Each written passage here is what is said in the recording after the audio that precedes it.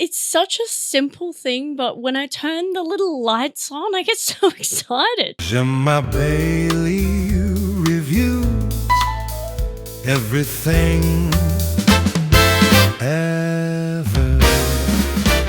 Hello and welcome to Jemma Bayley Reviews Everything Ever. It's me, Jemma Bayley. I'm here reviewing everything ever, as always, because it's taking a lot longer to review everything ever than I thought it would. I thought I'd have it done by March. I'm starting to think everything ever may take a little longer. You know what? Straight into it, because I have a bunch of stuff, not just from like things that people have told me, but Instagram things and emails. Like, we're just gonna get into it. We're gonna rummage around and we're gonna pull it all to pieces, and then we're gonna stick it back together and hope Mum doesn't notice.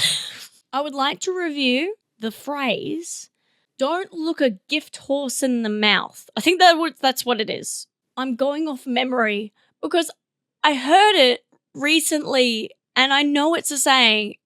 For the life of me, I don't actually know what it means. Or if it's a phrase. This is one of those classic Jemma Bayley things where I go to research a phrase, and as it turns out, people just say it to me a lot. So we'll dive in.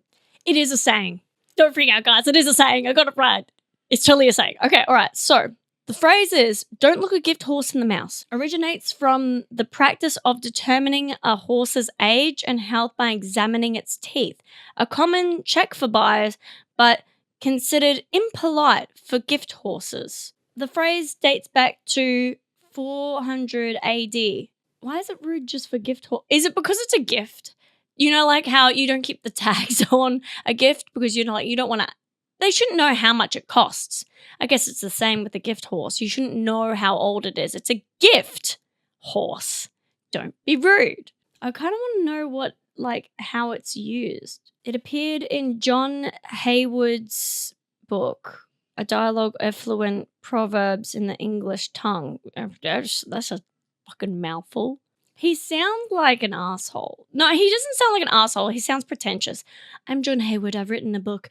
Oh, what is the book? A Dialogue of Effluent Proverbs in the English Tongue.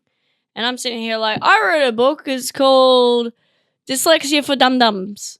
And he's like, what phrases are in that? And I'm like, there's no phrases. It's all blank. But the audiobook is available online. It's just me rambling. The audiobook is just my podcast. It means you should not find fault with a gift or question its value. That's what I said. You know how often we're on here and I just guess something and it's probably just common knowledge, but I just think I'm smart. This is one of those times. But rather be grateful for it. I want an example. "Dad's old car has a few dents, but we shouldn't look a gift horse in the mouse." Mouse. Don't look a gift horse in the mouse. Often, a lot of people don't realize is that gift horses are accompanied by a tiny free sample mouse. A free sample mouse that sits on top of it. You know when you get a gift in the mail and you've ordered it online, you get that free little sample. Gift horses come with a tiny little mouse, and you shouldn't look at that either. You know, it's often not great value, but you're like, hey, it's free. It's not your dream job, but it pays the bills. Don't look a gift horse in the mouth. That just sounds like you're tacking on to the end of it. "I know you don't like the color of the sweater, but it's a gift. Don't look a gift horse in the mouth." See, that one then feels like it's leading you to. I don't like that one. The first one's really good. Well, we've learned something here today. And isn't that always what we aim to do here on Jemma? No, it's actually, we are actually reviewing the phrase. We're not here to learn, guys. If you're coming here for learning, I am worried about you. Go anywhere that has research behind it. I can't tell you the amount of times I've been like, I think it's that. I don't know. Let's Google it. Dude, if someone's doing that, maybe don't go to them for advice. People come to me for advice all the time. I think I have like an advice-giving face. Like I'm very approachable, but like I'm getting to a point where it's really annoying me. Like I don't want to be approachable. I've got to find, and yet I have started a podcast where I'm like, emailing your reviews. Don't approach me though. Don't talk to me. Just give me the damn reviews. Inside me is the duality of man. Come closer, but stay away. Come closer, but stay away. Fuck me, but don't love me. Oh no. I got accidentally deep by talking too far in front of my thought process. Oh, we're going to have to talk to someone about this. Well, we don't. Yes. So gift horse, don't look a gift horse in the mouth it is like a cool sort of upper English sounding phrase. I might end up using it because I do value gratitude and things, you know? I'm a very gratitude orientated lady. It's just it's a bit wordy. There's like a lot going on. I kind of want to shorten it into like don't look a horse in the mouth. It feels like something that's don't look a gift horse in the mouth is so wordy. A part of me wants it just feels like it should be shortened to don't look a gift horse. No, you need all of those words. Don't look a gift horse in the mouth should be shortened to only look at a gift horse in its entirety. That's longer. I think that's longer. Don't change it to that. Maybe don't look a horse in the mouth. No, look a horse in the mouth. Like, comma, unless it's a gift horse. Is that shorter? I don't know. Only look a horse in the mouth if it isn't a gift.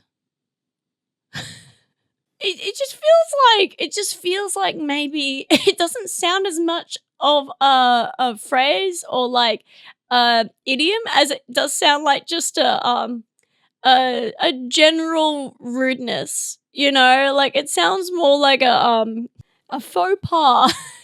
It's like don't do that. Like it sounds like you're just not meant to do it. It's rude. It is a faux pas, isn't it?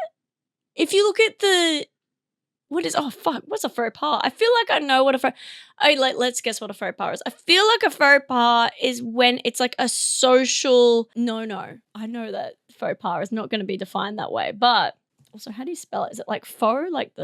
I spelt it very wrong. Faux as in false. Is a significant or embarrassing social blunder, mistake, or tactless act, often breaching etiquette or manners. Okay, so it is a social. What did I say? It's too late to go back now. Yeah, I do this a lot. I do many of the faux pas. I've faux pased. I've done many faux pas. I've faux pased so much you could call me a faux golfer. I know nothing about both of these things, so I could have made a very funny joke or just wordplay is a faux pas. So many people hate that. So many people hate wordplay and puns, and that's how I know that I've parred. I've faux parred.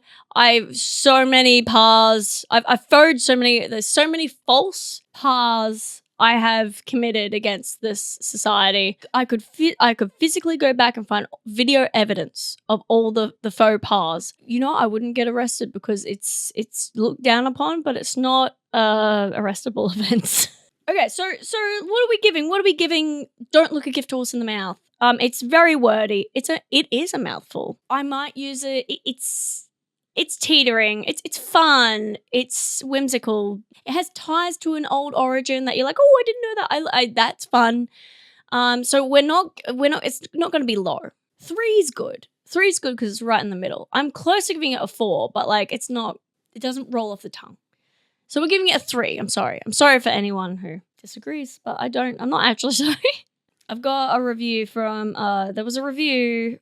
I wanted to review this one because when it was written down, I didn't know what it was, and it's just written Tardigrades don't get enough love. I don't. What is that? It implies it's a they. It's a thing, a creature, an animal. Tardigrade, also known as water bears or moss piglets. So cute.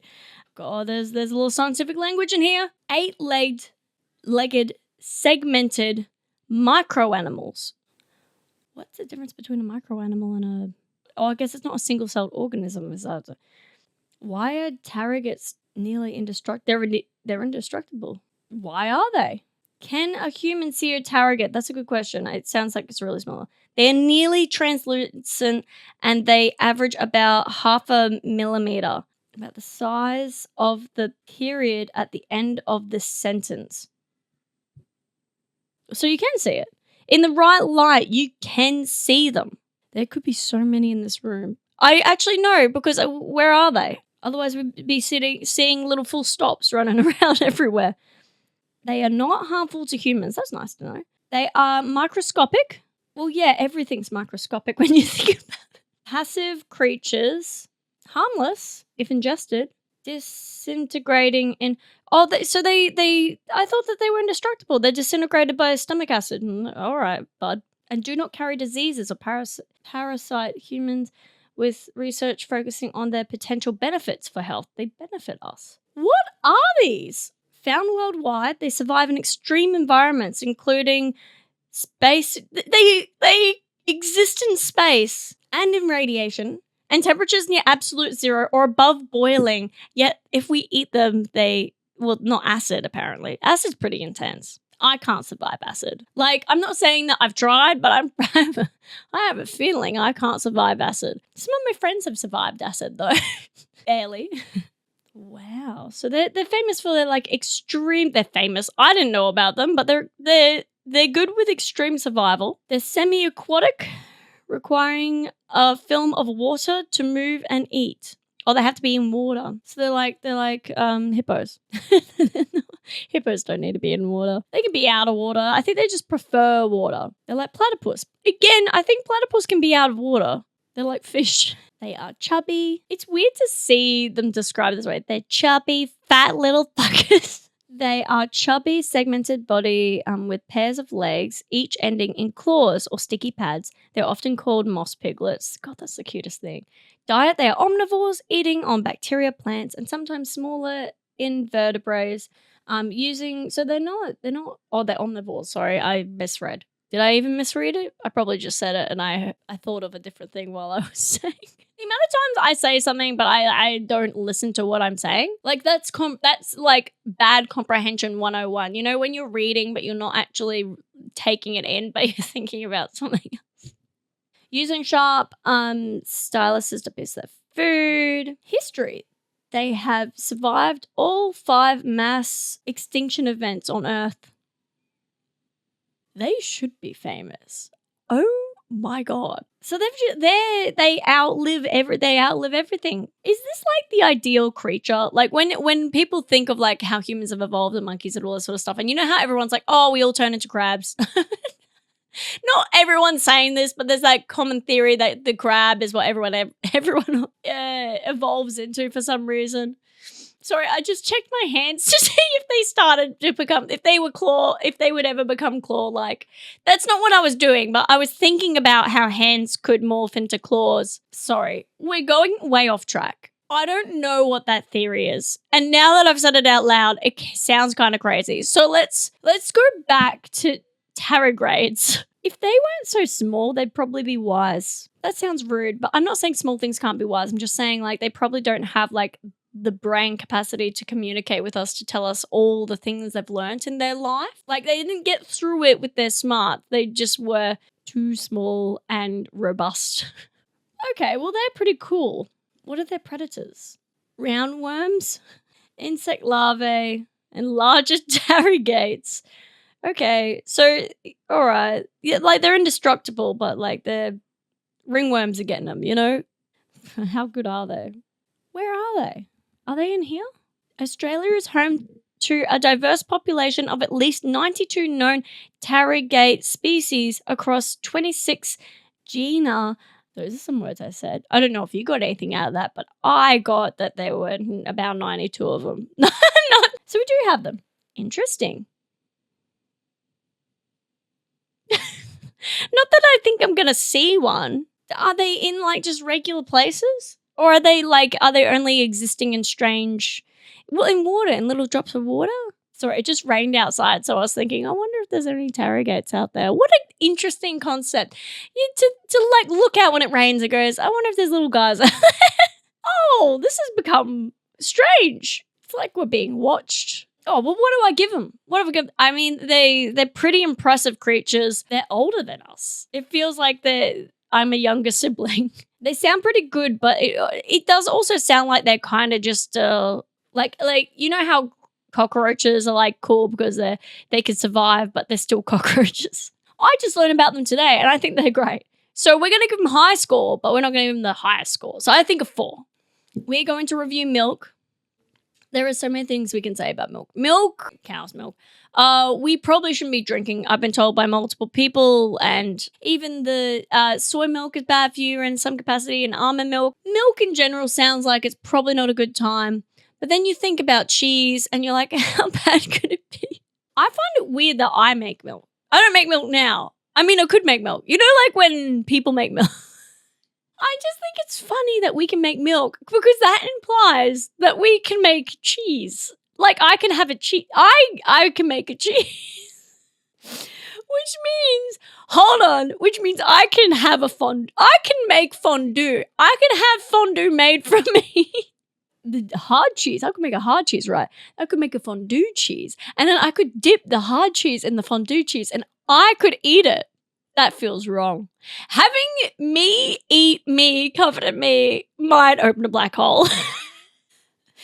Why can't I laugh at like interesting, sophisticated things? Don't look a gift horse in the mouth, Jennifer. I don't want to talk about this anymore. I'm going back to other animal milk, which for some reason even though when you introduce other animals into us, for some reason consuming other animals seems fine to me than a consenting human giving it to me. No more. Let's just go scientific. Let's go scientific, as scientific as we do on the podcast. The milk is for babies. And we as a society have hijacked that from cows and allowed it to turn into many things. It's like we really ran with it.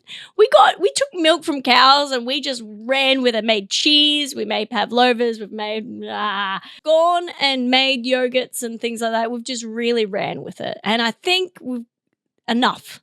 All of it's tasty. Love goat cheese. Why do I feel like goat cheese is tastier than cow cheese? I don't know why, but I've always liked goat cheese better. When I'm making this rating on milk, I'm going to try and push the breast milk thing out of my head. And I'm just going to go with cow's milk and milk that we consume. Not that we don't consume that. We shouldn't consume that. I've got to stop.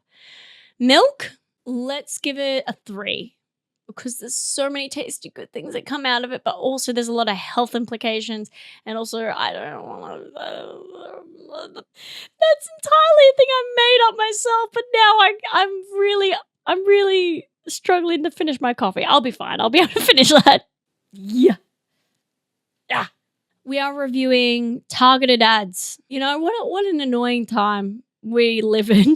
I remember back in the day with my ads where you had to be sitting in front of the TV and your show would be on and then the ads would come on and you'd go cook. That's what ads were for. Actually, streaming services have started bringing that back. Which, by the way, did anyone else sign off on that? Because I was paying for a service that had no ads and I'm still paying for that service and then suddenly they introduce ads to it and I was like, this doesn't seem fair. Do we have some sort of civil case here? It doesn't seem fair that they just suddenly changed it to having ads. And then you have to pay more for those ads to not be there. It's like going somewhere and ordering a spaghetti. And you're like, yes, this is a good spaghetti. Then they put a lid on top of it. And they go, if you would like your spaghetti back safely, you must subscribe to our channel for $10.99. Every time you've gone to that restaurant, you just eat the spaghetti. But then recently they come out and they put the spaghetti and then they put a lid on it and they go, okay, just so you know that lid's going to be there for maybe a minute to 2 minutes, maybe sometimes 3, depending on how we feel. If you'd like it sooner, you have to pay us to take the lid off. It just doesn't seem fair. Am I weird? I don't think I'm weird. I mean, I think I'm weird, but not about this. I think that I'm onto something. Anyway, so ads were fine and ads were good. And also they were at all of us and we could all bond over the weird ad that we saw that week. Now the ads are targeted, which means not only can we not bond over weird ads, but now the ads seem mean. What ads am I getting? I get a lot of skincare and hair stuff and all that sort of stuff on TikTok. But you know what the real test is? Facebook. Facebook gets you bad. They get you in a sad place. Clothes. It's all clothes. I did get one recently that was like, to freeze my eggs, and I was like, that is inappropriate. Also weird when you're like on your streaming services and then people come over and then they see your ads, and your ads are kind of like about getting targeted ads about fungal toe treatments. Have you ever sat there and you let the targeted ads come to you? Like, have you ever kind of gone like, oh, I really need a pair of pants? Like you let the phone take you away onto buying something. Some of the stuff I would have never seen that I have right now that I love, I would have never seen, if it weren't for targeted ads. This sounds like a targeted ad for targeted ads. I was sitting in my house and I had a bleak existence, and then luckily targeted ads found me. And now my life has changed. I feel like there should be like a black and white like cut of me like just looking out the window going, oh, I was so and then when I'm looking on my scroll on my phone, I'm like, and then you see the package arrive at my front door and I just like take it in and hug it and everything's in full color. That's a targeted ad. But no one really needs ads. Ads need us. Remember that. Remember that, guys. The consumer is the power. No, it's not really true. We're being manipulated all the time. Get off your phone. Targeted ads. More like targeted bads.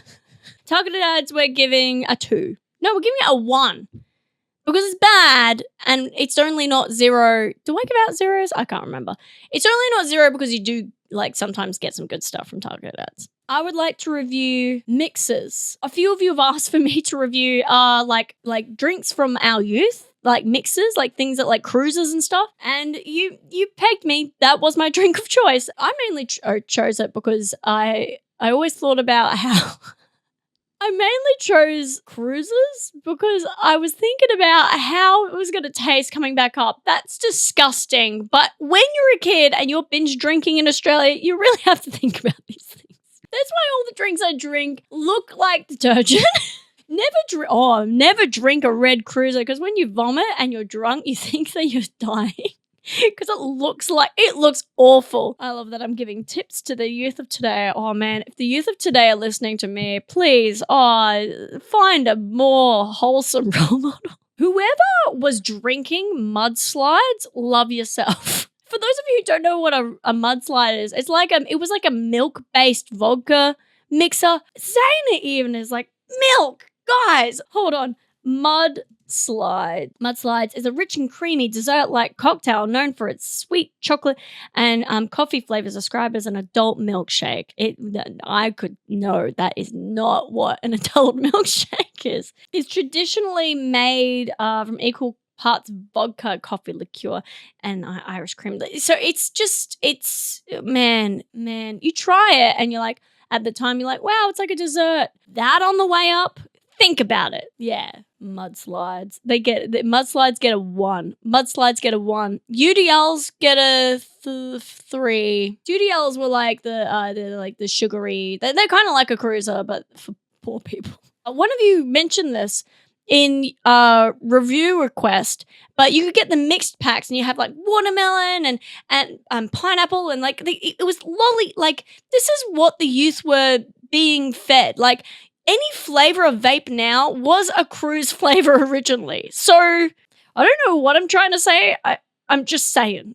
Am I saying that we're marketing alcohol to children? I think I am.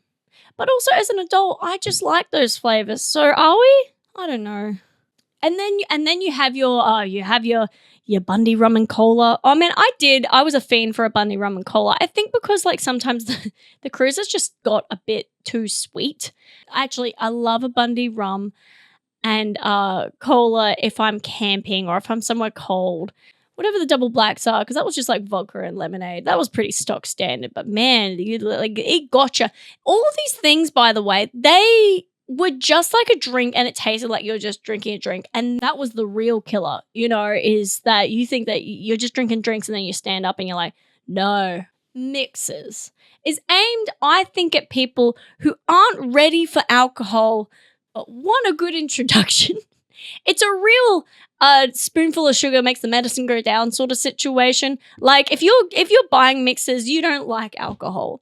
A 4-year-old woman drinking dry white wine, she loves alcohol. Scotch on the rocks, you like alcohol. And this is how I know that I don't like alcohol, because I love cocktails.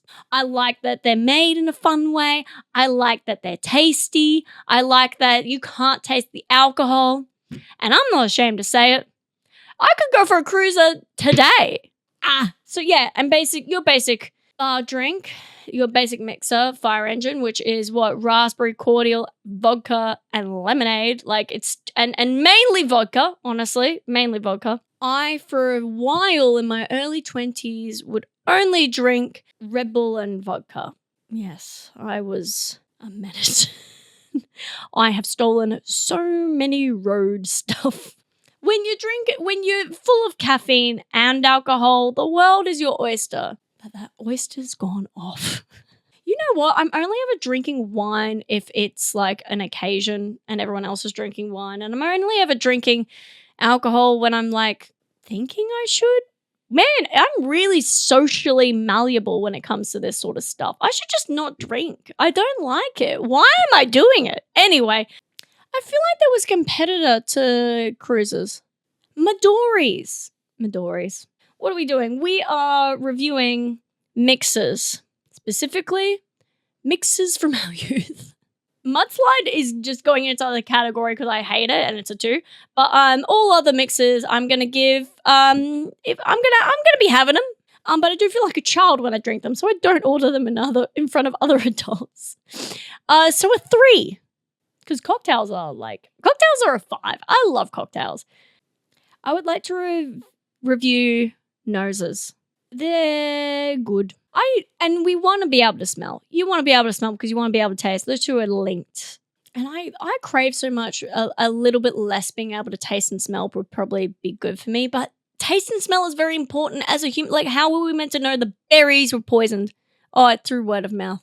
I also find it weird that like humans, it seems like everyone else as animals have really good senses of smell except us. Whenever you hear about an animal doing something and they have a keen sense of smell, I think maybe we just can't smell well. We're like pugs against nature, like with all these health problems. And also if you've done coke, you're even worse off.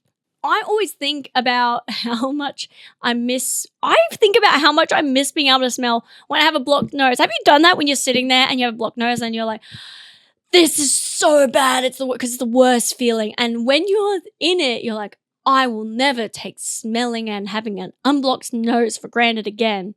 And then whenever you have an unblocked nose, you don't even think about it. In fact, let's all take a moment here to appreciate having an unblocked nose. It's so good. It's so good. This little bit of gratitude to end the podcast on is, hey, isn't it nice to have the things you have? Hey, how about today you pick a thing and you go, wow, glad I have that. For me, mine's having an unblocked nose. Comment what yours is. Don't get weird with it. Nah, who am I kidding? You guys are going to get weird with it. Anyway, okay, so that's it. Send in some reviews. Jemma Bayley comedy @gmail.com. Send me an email. I will read it out. Also, every now and then on my TikTok, I'm going to be doing speed reviews. Go over there and look for those /engage. And on Instagram, you can see me and my life of stand-up comedy and all the other stuff that I post. So go do that. Anyway, enjoy your day.